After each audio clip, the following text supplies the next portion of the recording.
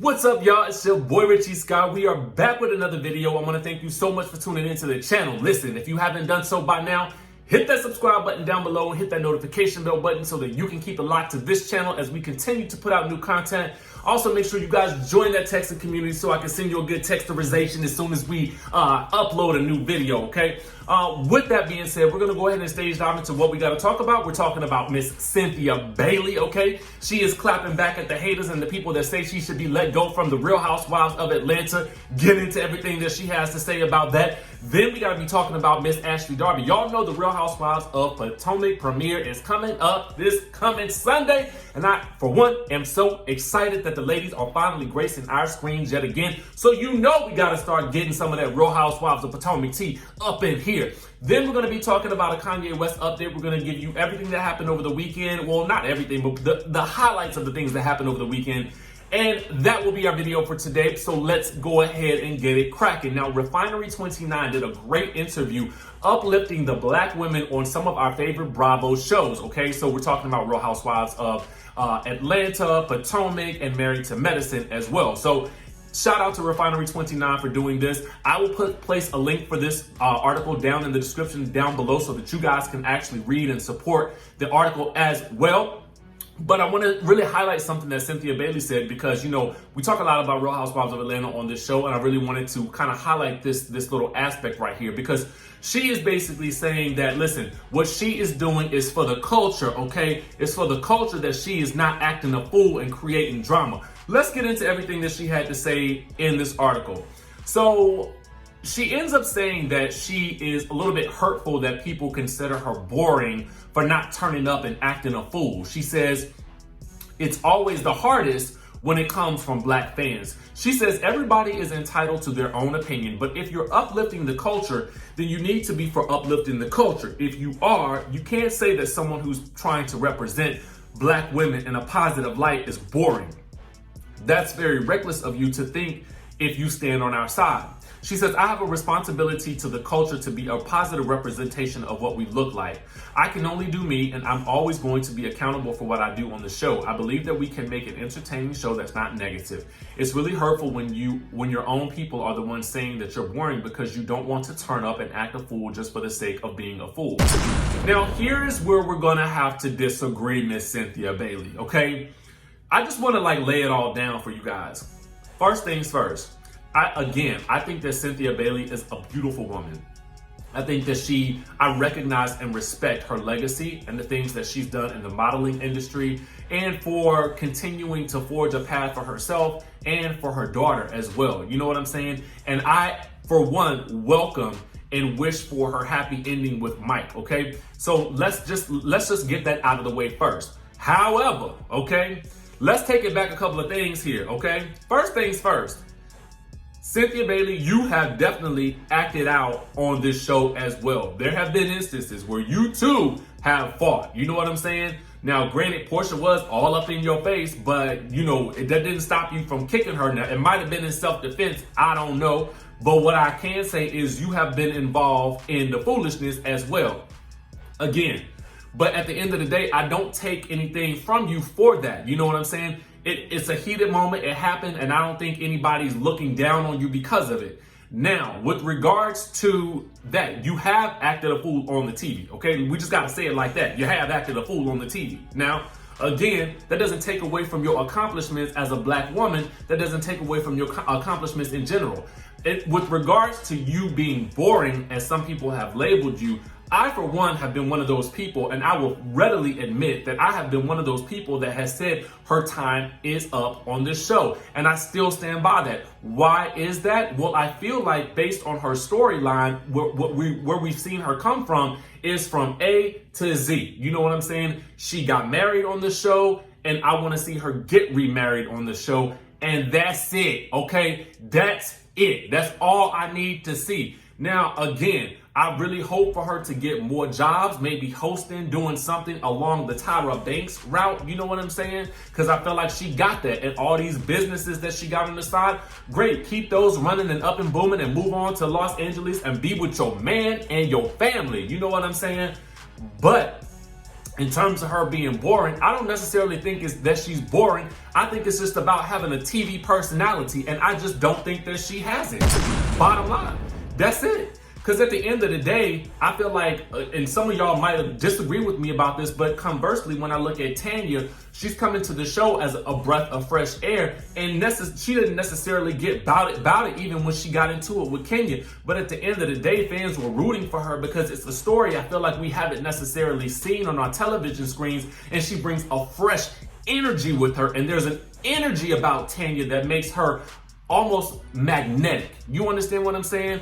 And I feel like what we're seeing with Cynthia is the ending of a story in terms of, and I'm just looking at it from the perspective of a reality TV show, a person who's obsessed with it, someone who has worked in it, but also as someone who is just a fan of this particular franchise. It's time for some fresh, new blood on this show. And I feel like some people need to be phased out. And I feel like at the end of the day, it would be better suited for the show to phase her out and phase someone else in. Again, I want to see her married on the show. I want to see her win. I want to see all of those things. But that's just my opinion. So she is talking to me. And I don't think that makes me not for the culture, because I feel like storyline wise and TV personality wise, I just don't see it. Great woman, absolutely amazing black woman, but I just don't see it past this season.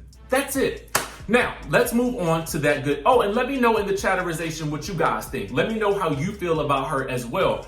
You can think somebody is not right for television, but still be down for the culture. I didn't really understand that, okay? Anyway, let's move on to Miss Ashley Darby, because she got something to say about that Kanye West that, well, it's interesting. Let me know what you guys think about this story as well. You guys may remember that Candiace Dillard Bassett had made some statements about Kanye West. She later came out and apologized for her statements, as she said she would if it was proven that Kim and the family were trying to do what they could do to get Kanye the help that many people perceive that he needs, right? So now Ashley Darby is following suit by making statements of her own about Kanye West. And it's looking very, very interesting. She said, why are Kanye West's mental illness episodes targeted at insulting and belittling black people, okay? So in that, she actually posted a quote from an influential writer, Robert Jones Jr., which said, a lot of people don't know this because ableism is not considered to be bigotry by a lot of people, and a lot of people engage in ableism like they breathe oxygen, but blaming mental illness for someone's bad bigoted behavior is ableism/ableist, okay? And so then the quote continues, there is no mental illness that can make you specifically dislike black people in general and black women in particular. If this was actually a result of being bipolar, then how come the negative behavior is always directed at black people and never at anyone else? Name the mental illness that makes you uncontrollably anti-black. You won't be able to, because there isn't one. So please stop saying that. Thank you. Okay? Now, I just thought it was interesting that she had kind of like jumped into the fray with this whole situation, because typically you don't see Ashley posting a lot about like specific issues that are happening in the media. I mean, a lot of her content, from what I can see, is typically focused on, family, the baby, yoga, things that she's really into. So it's kind of interesting to see her sort of step into this lane per se, and maybe it's something that she's always been interested in. But what I want to know in that good chatterization and down in the comment section down below is, do you guys agree with what she had to say about that good Kanye West? Do you think that this is actually, that her statements are rooted in truth? Or do you think that she is posting and sort of jumping onto a bandwagon? Let me know your thoughts on the situation. Regardless, shout out to Ashley for calling it like she sees it, I guess. And now let's move on to the Kanye West news that is kind of lighting up the internet right now. It's very interesting because there's a couple of things that are going on. One, we know that he went to the hospital this past weekend over anxiety. Apparently, he got to the hospital. There were a lot of people inside, so the anxiety caused him to leave, right? And so then an ambulance ended up arriving to his home, and then they treated him there and said that everything was just fine. Then, interestingly enough, he invited paparazzi inside of his ranch house and they were waiting for about 2 hours before he finally came out to see them for a few minutes.